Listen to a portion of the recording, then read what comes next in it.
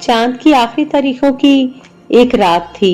शब के दामन पर स्याह मुहीब तारीखियां सांपों की तरह रेंग रही थीं। तभी राबिया हड़बड़ाकर उठ बैठी।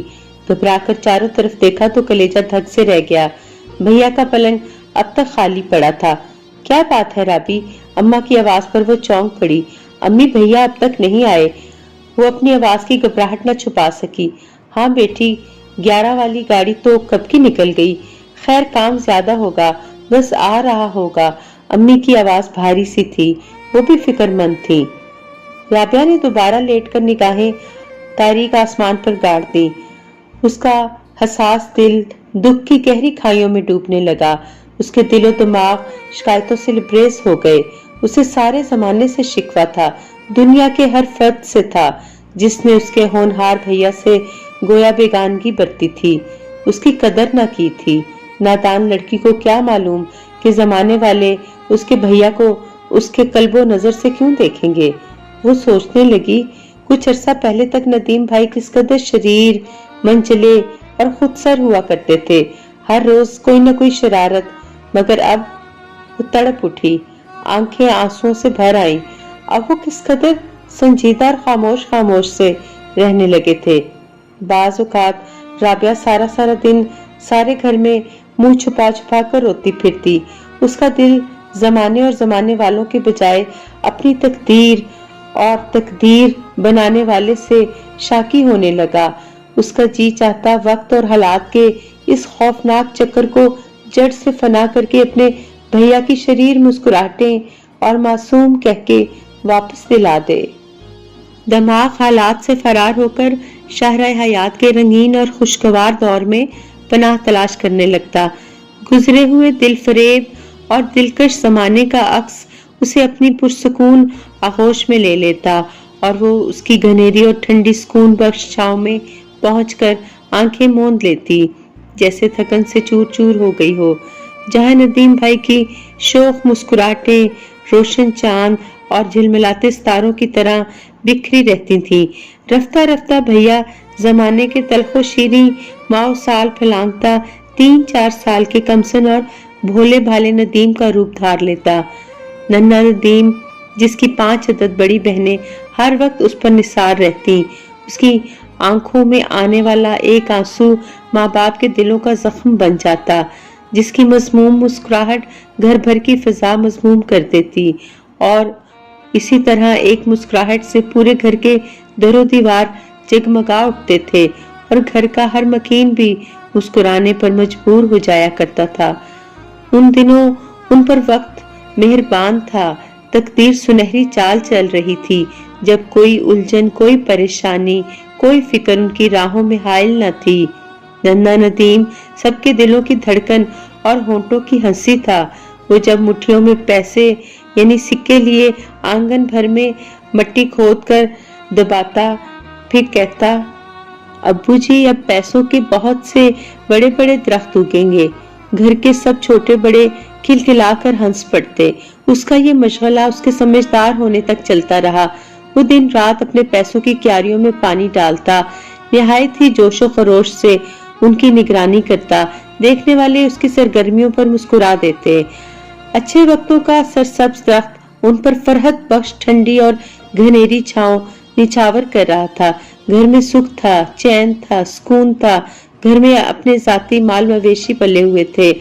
ऐसा सुनहरी दौर था उसके बचपन का कि साल ब साल बकर ईद के मौका पर उसके अब्बू बड़े दुलार से पूछा करते, नदीम बेटे, किस बकरे की कुर्बानी करें? और वो जिस जानवर पर हाथ रख देता उसी की कुर्बानी दी जाती। वक्त दबे पांव गुजरता गया। उन्हीं दिनों में एक कठिन वक्त भी गुजरा था, जो कि बहुत तवील होकर बीता था, जिसको याद करने से ही राबिया के दिल को पंखे से लग जाते और वो बामुश्किल तमाम अपने बेतरा धड़धड़ाते हुए दिल को काबू कर पाती। ये वो जमाना था जब नदीम अचानक बहुत सख्त बीमार हो चुका था। उसका खाना पीना यकलख छूट गया। कोई डॉक्टर, कोई हकीम न छोड़ा गया। 5 बहनें और अम्मा हर लम्हा रो रो कर गिड़गिड़ाती रहती। बारगाहे इज़्ज़ी में उसकी तंदुरुस्ती और सेहतयाबी की दुआएं मांगा करती।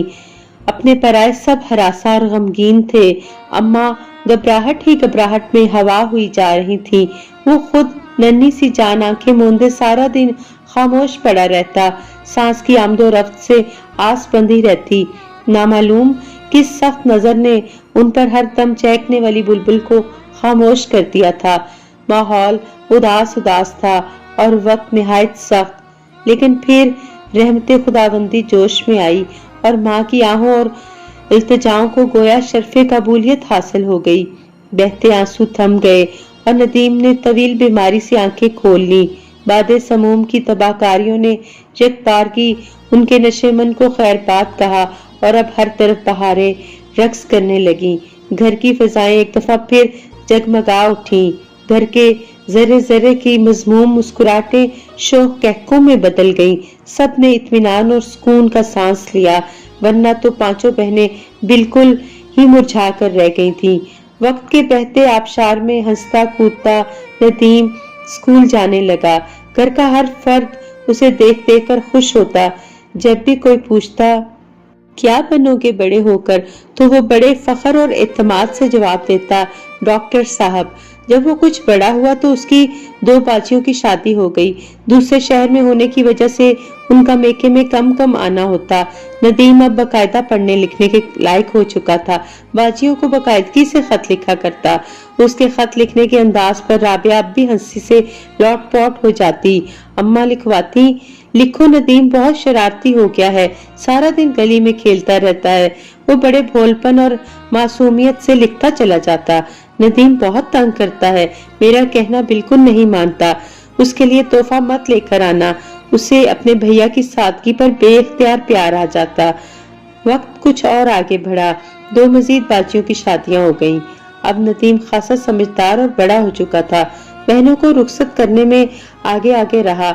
हर काम और हर एहतमाम में अब्बू जी का साया बना रहा। 4 शादियों के बाद घर में गैर मामूली सुनाटे उतर आए। राबिया, नदीम, अम्मा और अब्बू। तब अचानक ही एक दिन हार्ट अटैक हुआ और अब्बू चल बसे। उन लोगों के रोने से दुख कम न हुआ। दिलकश जमाने का हसीन खाका मादूम होता गया, मिटता गया। खुशहाली और खुशबख्ती के रंग फीके पड़ने लगे। हत्ता के नदीम के जवान होते होते ये पूरा घर खलाश होकर रह गया। मुफलिसी और बेकसी का तूती दीवार पर आ बैठा और ये तीनों पैसे पैसे को तरस गए। नदीम की तालीम भी अधूरी रह गई। उनका कारवाने हयात जैसे अंधियारों में घिर गया, जिसमें फंसकर उसका लाडला भैया किसी मुसाफिर की तरह भटकने लगा। वही नदीम जिसे अम्मा बड़े चाव से कहा करती थी, मेरे लाल तू बड़ा होकर सर्जन बनेगा। वही नदीम किसी मामूली सी मुलाजमत के लिए जूते चटखाता फिर रहा था। सच कहा है किसी ने, जिनके लाड घनेरे उनके दुख बथेरे। ऐसा ही हाल कुछ नदीम गरीब का भी था, जो सोने का चम्मच मुंह में लेकर पैदा हुआ था, मगर अब हालात और बदलते वक्त के थपेड़ों में बहता कहीं से कहीं जा पहुंचा था। माँ ने जन्म तो दिया था, मगर उसे अच्छे कर्म देने से कासर रही थी, सिर्फ दुआ ही कर सकती थी। उसकी सख्तियां और तेरा बख्तियां छट जाने की। शौहर का अच्छा वक्त देखे हुए थी। अब मासूम सूरत बेटे के दुख देखे न जा रहे थे, मगर क्या कर सकती थी। बेबस थी, मजबूर थी, अपनी लाचारी पर रो रो कर रह जाती थी। राबिया लेटे लेटे हाल के दिल शिकन और अफसुर्दा माहौल में लौट आई। उसे यूं लग रहा था जैसे कोई दिल फरेब सपना देखकर बेदार हुई हो। बीते दिन एक वाहमा मालूम होते। अब तो तकदीर उनसे रूठ चुकी थी और सुनहरा दौर दम तोड़ चुका था। तेज चिलचिलाती धूप सरों पर चुभ रही थी। सस्ता और अच्छा जमाना होने के बावजूद नदीम अब तक कोई गवर्नमेंट जॉब तलाश करने में नाकाम रहा था। सिर्फ इंटर पास तो था।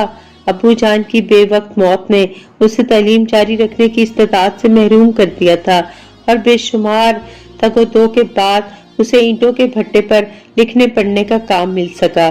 3 अफराद को जिंदा रहने के लिए हर चीज की जरूरत थी। बहुत मजबूर होकर उसने यही मुलाजमत कबूल कर ली। इन तीनों को यही बहुत नेहमत लगी। नदीम अब तक नहीं आया था। राबिया सुलगती आंखें बंद करके ख्यालात और तस्वुरात की राह में बहती जाने कब सो गई। صبح उसकी आंख खुली तो सबसे पहले उसकी निगाह नदीम के पलंग की तरफ उठ गई। वो अब भी खाली था, मगर अब बिस्तर पर पड़ी सिलवटें कुछ देर पहले तक किसी की मौजूदगी को जाहिर कर रही थी। राबिया की आंखें भीग गईं। उसे नदीम शाहराह हयात के उस थके मांदे मुसाफिर से मुशाबा नजर आया जो 2 घड़ी आराम के बाद दोबारा तलाशे मंजिल के लिए उठकर चल दिया हो।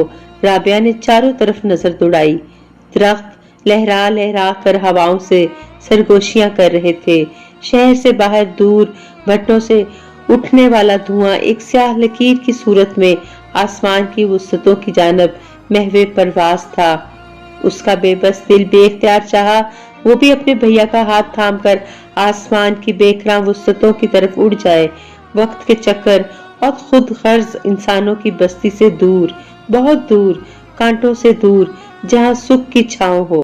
खार फूलों के इवज दे गई दुनिया हमको, ख्वाब क्या देखा था ताबीर क्या मिली हमको, हमने तो वादिये शबनम की तमन्ना की थी, जिंदगी दे गई तपता हुआ सहरा हमको।